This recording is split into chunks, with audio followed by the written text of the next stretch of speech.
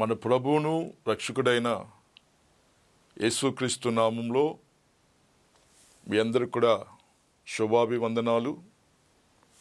ఈ దినము ప్రభువైన యేసుక్రీస్తు వారు శిలువలో పలికిన 7 అద్భుతమైన మాటలను ధ్యానం చేసుకోవటానికి ప్రభువు నాకు ఇచ్చిన ఈ గొప్ప ఆధిక్యతను బట్టి ప్రభువు నేను ఎంతగానో స్తుతిస్తూ ఉన్నాను. అందరూ తల ఉంచినట్లయితే చిన్న ప్రార్థన చేసుకొని లేఖన భాగంలో మనము ధ్యానం చేసుకుందాం.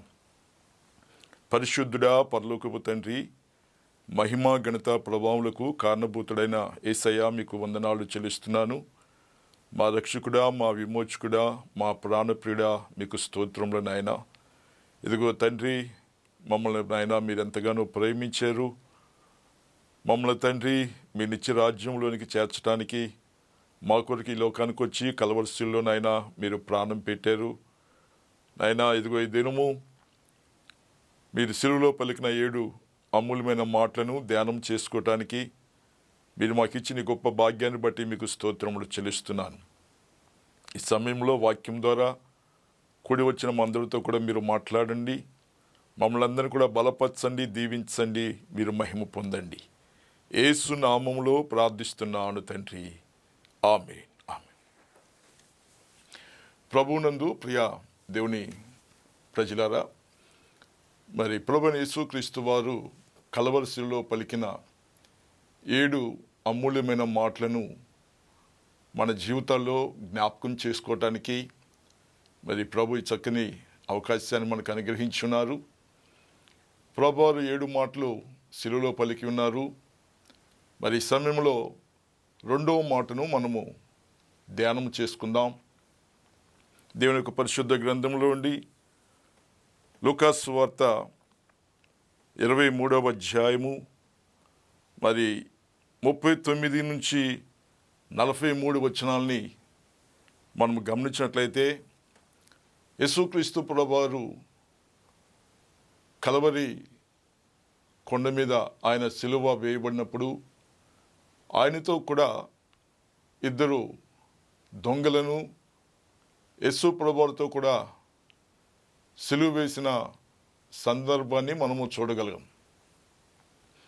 అయితే యేసు ప్రభువారు ఆ 2 దొంగల మధ్య ఆయన సిలువలో వేలాడుచున్నప్పుడు, సిలువలో ఆయన శ్రమ పడుతూ ఉన్నప్పుడు, లోకరక్షణ అంతటి కొరకు ఆయన ప్రాణమును త్యాగము చేస్తున్న యొక్క సందర్భంలో ఎడమవైపున్న దొంగ ప్రభువును చూచి ఈ రీతిగా అంటూ ఉన్నాడు, నీవు క్రీస్తువు కదా, నిన్ను నీవు రక్షించుకొని మమ్మను కూడా రక్షించుమని చెప్పి యేసు ప్రభువారిని మరి ఇక్కడ హేళన చేస్తూ ఉన్నాడు. యేసు ప్రభువారిని ఆయన మరి చూడవలసిన విధముగా ఆయన చూడలేని వాడిగా కనబడుతున్నాడు.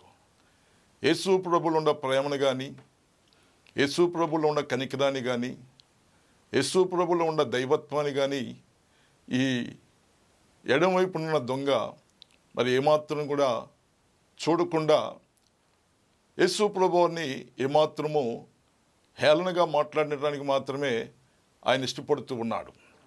ఏమాత్రము యేసు ప్రభువుని అవమానపరుచుకునే వాడిగా మాత్రమే ఈ యొక్క ఎడమవైపునున్న దొంగ కనబడుతూ ఉన్నాడు.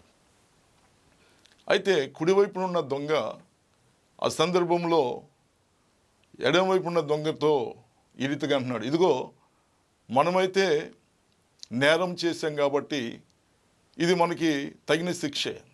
ఇదిగో ఈయనైతే మరి ఏ నేరము కూడా చేయలేదు అని చెప్పి ఆ కుడివైపు ఉన్న దొంగ ప్రభువును గురించి ఒక గొప్ప సాక్ష్యం చెప్తూ ఉన్నారు. ఎందుకంటే ఈ యొక్క మరి కుడివైపు ఉన్న దొంగ యేసు ప్రభుని ఆయన చూచినప్పుడు ఆయనలో ఉన్న ఆ ప్రేమను, ఆయనలో ఉన్న ఆ దైవత్వాన్ని ఈ కుడివైపున ఉన్న దొంగ మరి గ్రహించగలిగాడు. అందుకని అక్కడ మరి మనం చూస్తాం, ఈ యొక్క 42వ వచనాన్ని మనం గమనించినప్పుడు ఆయనను చూచి అని అక్కడ మనం గమనించగలుగుతాం. అనగా ఈ యొక్క కుడివైపునున్న దొంగ యేసును చూస్తూ ఉన్నాడు. చూచినప్పుడు యేసు ప్రభులో ఉన్న ఆ దైవత్వాన్ని ఆయన గ్రహించగలిగాడు. కాబట్టి యేసు ప్రభులో ఉన్న దైవత్వాన్ని ఆయన చూచినప్పుడు ఆయన యొక్క మరి రాజ్యము శాశ్వతమైనదని, ఆయన యొక్క రాజ్యము నిత్యరాజ్యమని, ఆయన యొక్క రాజ్యము శాశ్వతమైనదని ఈ యొక్క కుడివైపునున్న దొంగ గ్రహించగలిగాడు. ఆ యొక్క రాజ్యంలో ఉండాలని మరి ఈయన కూడా ఇష్టపడి మరి ప్రభుతో ఈ రీతిగా అంటూ ఉన్నాడు, యేసు నీవు నీ రాజ్యంలోనికి వచ్చినప్పుడు నన్ను జ్ఞాపకం చేసుకోమని మరి అక్కడ ఆ యొక్క కుడివైపునున్న దొంగ చెప్తూ ఉన్నాడు. అనగా ఈయన యేసు ప్రభును చూచినప్పుడు ఆయనలో దైవత్వాన్ని మరి చూడగలిగాడు. అందుకనే యేసు ప్రభు వారు యొక్క రాజ్యంలో మరి ఈయన కూడా ఉండాలని చెప్పి ఆయన ఇష్టపడుతూ ఉన్నాడు. కనుక యేసు ప్రభువును మన యొక్క జీవితంలో కూడా చూడవలసిన విధముగా మనం చూడగలిగినట్లయితే యేసు ప్రభులో ఉన్న ఆ దైవత్వాన్ని, ఆ ప్రేమను మరి నిజముగా మనము కూడా పొందుకోగలుగుతామో, మరి మనము కూడా ప్రభు యొక్క రాజ్యాన్ని స్వతంత్రించుకోగలుగుతాం. ఈ యొక్క యేసు ప్రభువుని ఆ దొంగ చూచే విధములు వ్యత్యాసముగా కనబడుతూ ఉన్నది. ఎందుకంటే మరి యోహాను సువార్తను కూడా మనము జ్ఞాపకం చేసుకున్నట్లయితే యోహాను సువార్తలో దేవుని యొక్క వాక్యము మరి రీతిగా రాయబడినది. 6వ అధ్యాయము 40వ వచనాన్ని మనము గమనించినట్లయితే అక్కడ కుమారుని చూచి ఆయన యందు విశ్వాసముంచు ప్రతివాడు కూడా మరి నశింపక నిత్యజీవం పొందినట్లుగా ఆయనను అనుగ్రహించినట్లుగా దేవుని యొక్క వాక్యం మనకి తెలియపరచబడుచు ఉన్నది. కుమారుని చూచి అనగా ఎవరైతే ఆయనను మరి చూడవలసిన విధంలో చూస్తారో, ఎవరైతే ఆయన యొక్క దైవత్వాన్ని మరి ఎవరైతే చూడగలుగుతారో వారి యొక్క జీవితంలో మరి నిశ్చయముగా ధన్యకరముగా మార్చబడతాయి. ఇశ్రాయేలు యొక్క జీవితంలో కూడా మరి వారు ఐగుప్తు నుండి బయలుదేరి వారు విలుచున్న సందర్భంలో వారు మోషే మీద అలాగనే దేవుని మీద సనిగినప్పుడు దేవుడు మరి వారి మధ్యలోనికి తాపకరమైన సర్పములను పంపించినప్పుడు ఆ తాపకరమైన సర్పములు వచ్చి వారిని కరుస్తున్నప్పుడు అనేక మంది ప్రజలు అక్కడ నశించిపోతూ ఉన్నారు. అలాగ ప్రజలు నశించిపోతున్నప్పుడు మరి ఆ యొక్క ప్రజలందరూ కూడా వచ్చి, నాయకులు వచ్చి మోషే సన్నిధానంలో తెలియపరిచినప్పుడు మోషే దేవునికి ప్రార్థన చేశాడు. అప్పుడు దేవుడు మోషేతో చెప్పాడు, మోషే ఇదిగో ఒక ఇత్తడి సర్పమును తయారు చేసి ఇదిగో ఒక స్తంభం మీద పెట్టు, ఎవరైతే నిదానించి అదిగో ఆ యొక్క సర్పం వైపు చూస్తారో ఈ యొక్క మరి సర్పపు కాడు తిన్న ప్రతి వారు కూడా బ్రతుకుతారని చెప్పి యేసు మరి అక్కడ మోషేతో దేవుడు చెప్పినప్పుడు మోషే అలాగా ఒక ఇత్తడి సర్పమును చేసి ఆ స్తంభం మీద నిలబెట్టినప్పుడు ఎవరైతే ఆ యొక్క ఇత్తడి సర్పమును మరి నిదానించి ఎవరైతే చూచారో వారందరూ కూడా అక్కడ బ్రతికారు. కాబట్టి ఆ యొక్క తాపకరమైన సర్పములు వచ్చి ప్రజలను కరుస్తున్నప్పుడు మరి అనేక మంది ఆ యొక్క సర్పపు కాటుకు ప్రజలు నశించిపోతున్నారు. కనుక మోషే గారు నిలబెట్టిన ఆ యొక్క ఇత్తడి సర్పమును ఎవరైతే నిదానించి చూచారో మరి వారందరూ కూడా ఒకవేళ ఆ యొక్క మరి సర్పపు కాటు తిన్నప్పటికీ కూడా వారి యొక్క జీవితంలో మరి వారు బ్రతికిన అనుభవాన్ని దేవుని యొక్క వాక్యంలో మనము చూస్తూ ఉన్నాం. అలాగనే మనము కూడా ప్రభువుని చూడవలసిన విధముగా మనం చూచినప్పుడు ఆయన మన యొక్క ప్రతి పాపాన్ని క్షమిస్తాడు. ప్రతి బలహీనత నుండి మరి ప్రభు మనల్ని విడుదల కలుగచేసి ఆయన మరి మన యొక్క జీవితంలో నిత్య జీవాన్ని ఆయన మనకి అనుగ్రహించే దేవుడు. కాబట్టి ఇక్కడ మనము ప్రభువుని చూడవలసిన విధముగా మనము చూడాలి. కుడివైపునున్న దొంగలు అదే మనం చూస్తాం, వారిద్దరు దొంగలే. అంతకుముందు ఇద్దరు కూడా వారు మరి పాపం చేసిన వారే. కాబట్టి పాపానికి వారు ఇద్దరు కూడా ఇదిగో మరి పాపం వలన వచ్చే జీతము మరణమని దేవుని యొక్క వాక్యం సెలవిస్తుంది కనుక వారిద్దరు కూడా మృతి పొందాలి, నిత్య నరకానికి వెళ్ళవలసిందే. అయితే ఈ కుడివైపునున్న దొంగ యేసు ప్రభులో మరి దైవత్వాన్ని ఆయన చూడగలిగాడు. యేసు ప్రభులో ఉన్న ఆ దైవత్వాన్ని ఈయన కనుగొన్నాడు కనుక ఆ దైవరాజ్యంలో ఉండాలని చెప్పి ఈ కుడివైపునున్న దొంగ మరి ఇష్టపడి ప్రభుని అడిగినప్పుడు ప్రభు మరి అక్కడ సెలవిస్తున్నాడు, నేడు నీవు నాతో కూడా పరదేశంలో ఉంటావు. కాబట్టి దేవుడు మన కొరకు సిద్ధపరిచిన రాజ్యము అది శాశ్వతమైన రాజ్యము, అది నిత్య రాజ్యము, అది మనకి మరి యుగ యుగములు కూడా సదాకాలము ఆ రాజ్యము నిలబడేదిగా కనబడుతున్నది. అందుకనే దానియేలు గ్రంథాన్ని కూడా మనం జ్ఞాపకం చేసుకున్నప్పుడు మరి 2వ అధ్యాయము 44వ వచనాన్ని మనము గమనించినట్లయితే దేవుడు నిర్మాణము చేసిన రాజ్యము లేదా దానికి మరి అది దేవుని చేత స్థాపించబడింది కాబట్టి ఆ యొక్క రాజ్యం ఎప్పుడు కూడా అది నాశనము కాదట.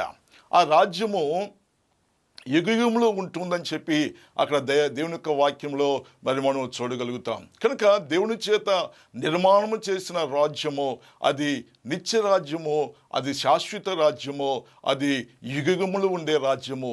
కనుక అటువంటి రాజ్యంలో ఉండాలని చెప్పి ఈ యొక్క మరి కుడివైపున ఉన్న దొంగ ఆశించాడు, ప్రభువుని అడిగాడు.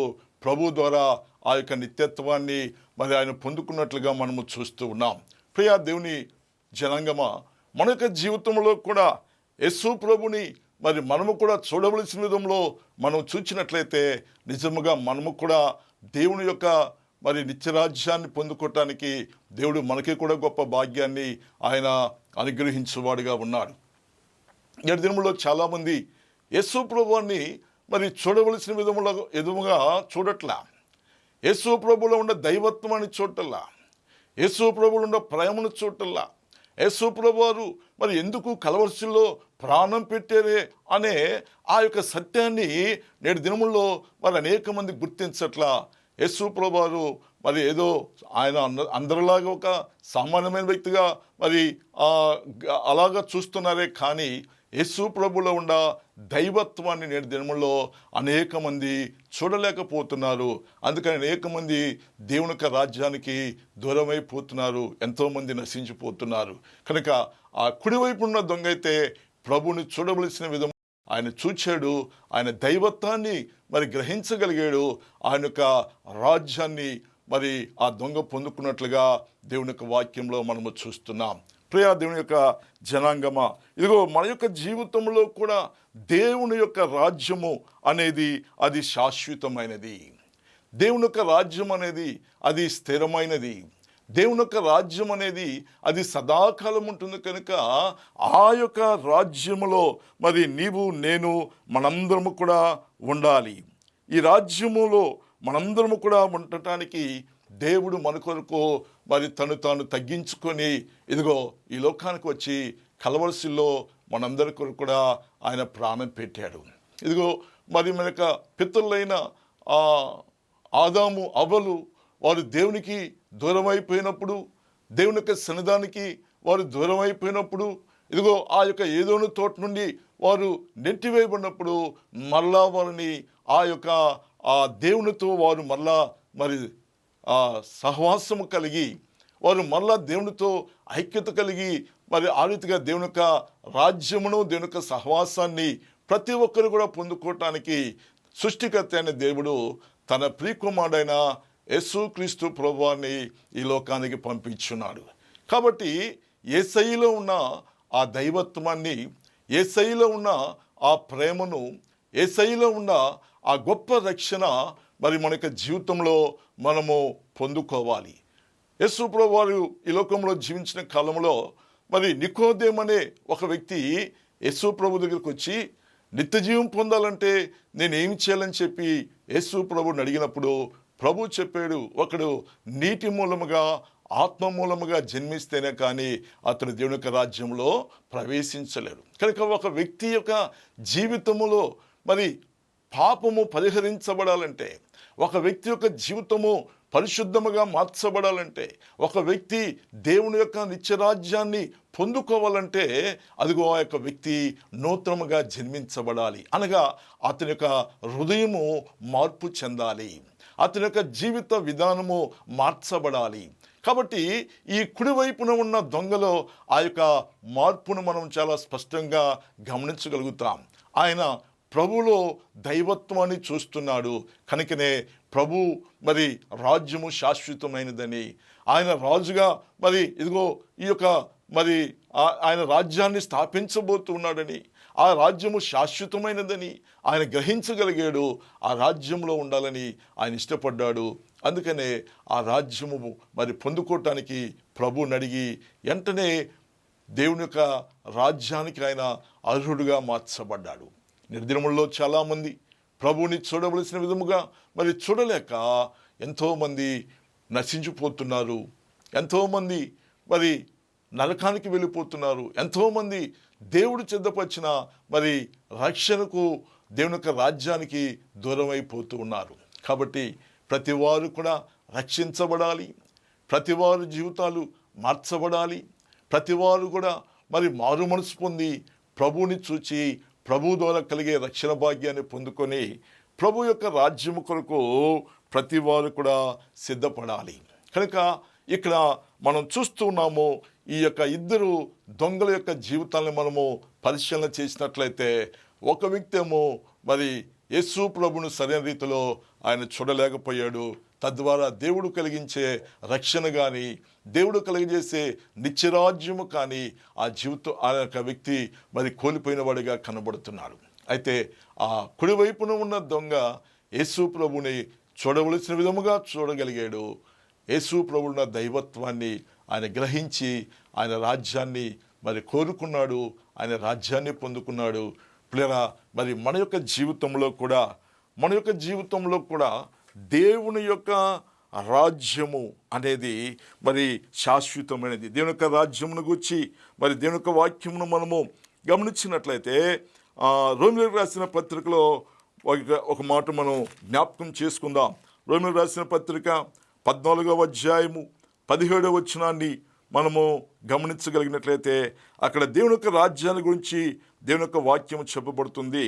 దేవుని యొక్క రాజ్యము భోజనమును పానము కాదు కానీ నీతియు సమాధానమును పరిశుద్ధాత్మ యందలి ఆనందమై ఉన్నట్లుగా మరి ఇక్కడ దేవుని యొక్క రాజ్యాన్ని గురించి మనం గమనిస్తున్నాం. ఏదో దేవుని యొక్క రాజ్యం అంటే మరి భోజనము లేక పానము కాదు కానీ దేవుని యొక్క రాజ్యము నీతి సమాధానము అలాగనే పరిశుద్ధాత్మ యందలి ఆనందమై ఉన్నట్లుగా దేవుని యొక్క వాక్యంలో మనము గమనిస్తున్నాం.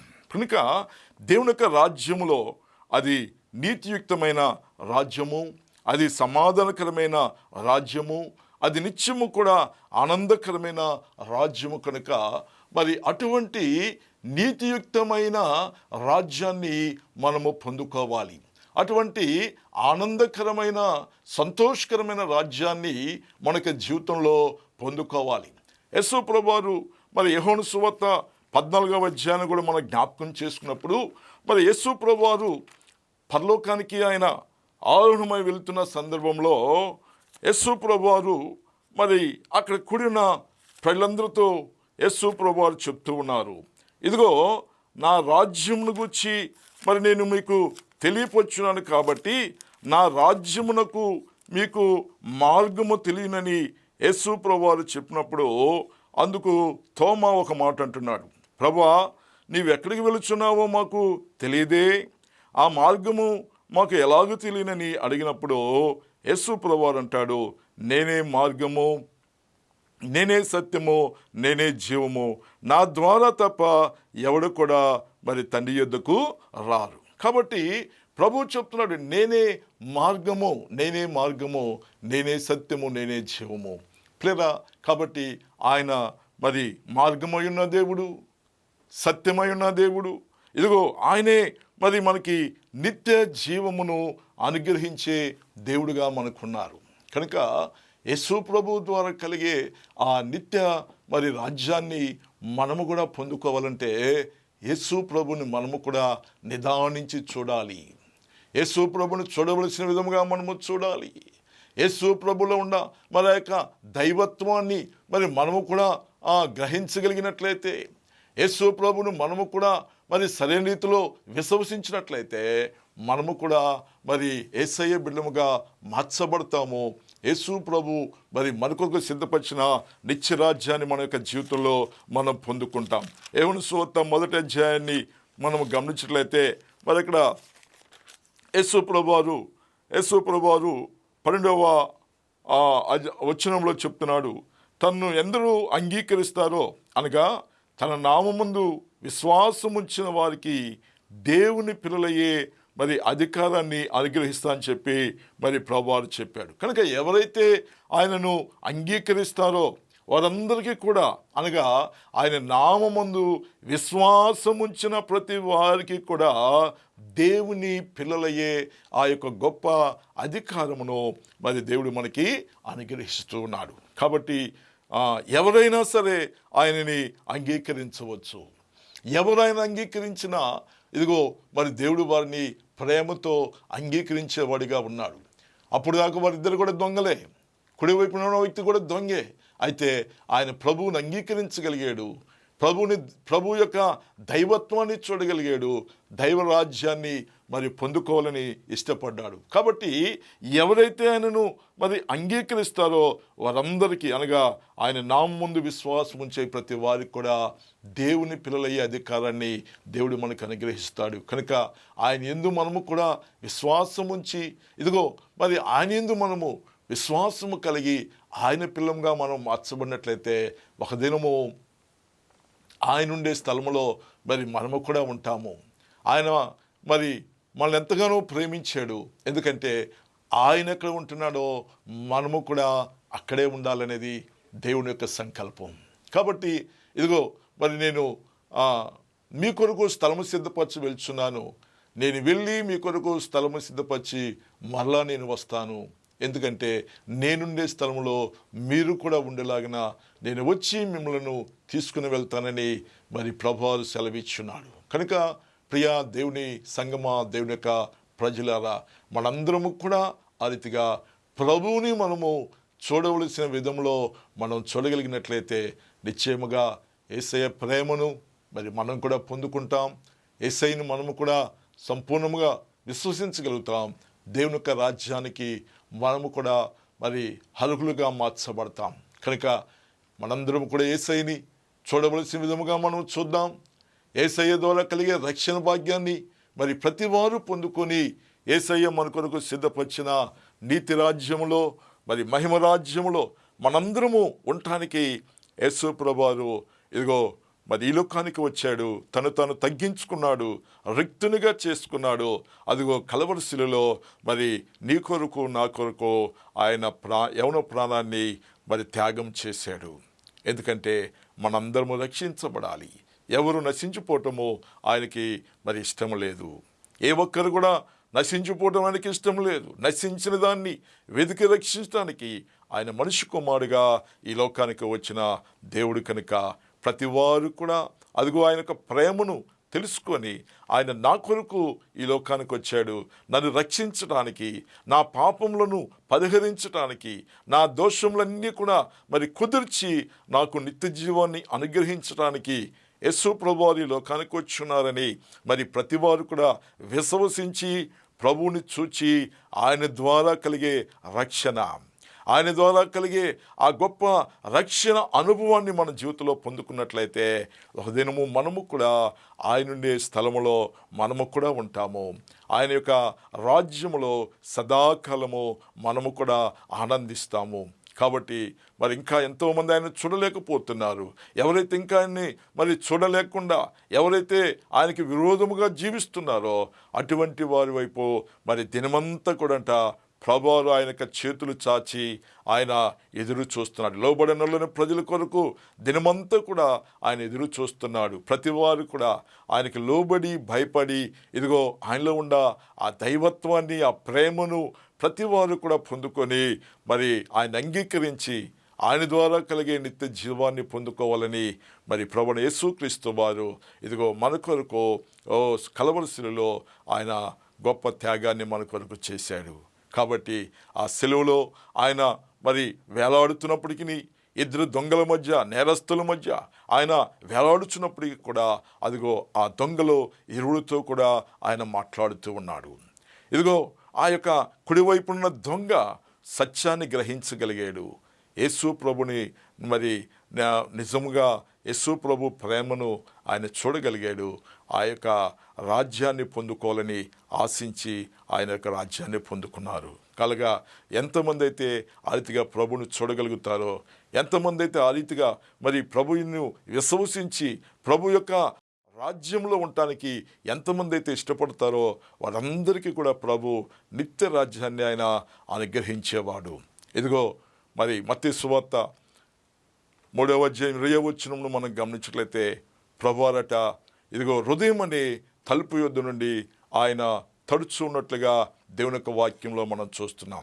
ఎవడైతే ఆయన స్వరము విని మరి ఎవరైతే తలుపు తీస్తారో ఇదిగో అతనితో నాతో అతను కలిసి భోజనము చేస్తామని చెప్పి అక్కడ దేవుని యొక్క వాక్యం సెలవు ఇవ్వబడుతున్నది. కనుక ప్రభువారు ప్రతి వారిక హృదయాన్ని తడుతూ ఉన్నాడు. ప్రతి వారిక హృదయము మరి తెరవబడాలి. ప్రతి వారి యొక్క మనోనేత్రములు ప్రభుని చూడగలగాలి. ప్రతి వారు కూడా మరి ప్రభులో ఉన్న దైవత్వాన్ని గ్రహించి ఆయన యొక్క మరి రాజ్యాన్ని పొందుకోవటానికి కావలసిన మారు మనసు, పశ్చాత్తాపము ప్రతి ఒక్కరు కూడా కలిగి మరి ప్రతి వారు కూడా వారి వారి జీవితాలను మార్చుకొని, వారి యొక్క మరి క్రియలను మార్చుకొని, వారి యొక్క బలహీనతలను విడిచిపెట్టి ప్రతి వారు కూడా దేవుని యొక్క మరి రాజ్యము కొరకు సిద్ధపడవలసిన మరి ఆ యొక్క అవసరత మనందరికీ ఉన్నది. కాబట్టి ప్రతి వారు కూడా ఆ రీతిగా ప్రభుని మనము చూద్దాం. కుడివైపున ఉన్న దొంగ రీతిగా ప్రభుని చూడగలిగాడో ఆ రీతిగా ప్రభుని చూడగలిగినట్లయితే మనం కూడా ప్రభులో మరి ప్రేమను, దైవత్వాన్ని మనం చూస్తాం. ప్రభు యొక్క రాజ్యాన్ని మనము కూడా పొందుకుంటాం. ఆయన యొక్క రాజ్యము మరి శాశ్వతమైనది కాబట్టి మనము కూడా శాశ్వత కాలము, సదాకాలము ప్రభువుతో కూడా మనము జీవించే వారంగా ఉన్నాం. కాబట్టి అట్టి శ్రేష్టమైన రాజ్యాన్ని, అట్టి అమూల్యమైన రాజ్యాన్ని ఇదిగో మన జీవితంలో కోల్పోకుండా అదిగో ఆ భయంకరమైన నిత్య నరకం నుండి మనము తప్పించబడి దేవుడు మన కొరకు సిద్ధపరిచిన నిత్య రాజ్యాన్ని, మహిమ కలిగిన రాజ్యాన్ని మనందరము మరి స్వతంత్రించుకోవటానికి పరిశుద్ధాత్మదేవుడు మనందరికీ కూడా కృపదాయ చేసి మరి ప్రతి వారి యొక్క మనోనేత్రములు తెరవబడి ప్రభువు యొక్క దైవత్వాన్ని ప్రతి ఒక్కరు కూడా మరి గ్రహించి రక్షణ పొందుకొని అదిగో ఆ కుడివైపున ఉన్న దొంగ వలె ప్రతి వారు కూడా దేవుని యొక్క రాజ్యంలో ఉండటానికి మరి సరైన మరి ఏర్పాటు, సరైన తీర్మానము కలిగి సరైన మార్గములో ప్రతి వారు కూడా నడిచి యేసయ్య మన కొరకు సిద్ధపరిచిన ఆ మహిమరాజ్యాన్ని మనందరము పొందుకుందాం. సదాకాలము యేసయ్యతో కూడా మనం జీవిద్దాం. అట్టి కృప పరిశుద్ధాత్మదేవుడు మనందరికీ అనుగ్రహించును గాక. ఆమేన్. తల వంచండి, చిన్న ప్రార్థన చేసుకొని ఈ యొక్క కార్యక్రమాన్ని ముగించుకుందాం. మహోన్నతుడా, పరిశుద్ధుడా, ప్రియప్రభువా, మీకు స్తోత్రములు చెల్లిస్తున్నాను. ఇంతవరకు కూడా నాయనా మీ కృపను, మీ సన్నిధిని మాకు తోడుగా ఉంచారు. ఇదిగో ప్రభా, ఈ సమయంలో మీరు కలవరసులో పలికిన 7 అమూల్యమైన మాటలను మేము జ్ఞాపకం చేసుకోవటానికి రెండవ మాటగా మరి ఈ సమయంలో ఆ కుడివైపున్న దొంగతో మీరు మాట్లాడిన మాట, నేడు నువ్వు నాతో కూడా పరదేశంలో ఉంటావని ప్రభా మీరు సెలవిచ్చిన ఆ అమూల్యమైన మాటను మా జీవితంలో జ్ఞాపకం చేసుకోవటానికి మీరు చూపిన కృపను బట్టి మీకు స్తోత్రములు చెల్లిస్తున్నాను. ప్రభా, కుడివైపునున్న దొంగ రీతిగా మీ యొక్క దైవత్వాన్ని చూడగలిగాడో, మీ రాజ్యాన్ని చూడగలిగాడో, మీ రాజ్యాన్ని పొందుకుని ఆశించి మిమ్మల్ని అడిగి నాయనా మీ ద్వారా ఏ రీతిగా నిత్య రాజ్యాన్ని పొందుకున్నాడో అటువంటి అనుభవంలోనికి ప్రతి ఒక్కరిని కూడా మీరు నడిపించండి. మీ నిత్య రాజ్యము కొరకు ప్రతి ఒక్కరు కూడా వారసులుగా మార్చబడినట్లుగా కృప చూపి దీవించి మహిమ పొందమని యేసు నామములో ప్రార్థిస్తున్నాను తండ్రి. ఆమేన్, ఆమేన్, ఆమేన్. అందరికీ వందనాలండి.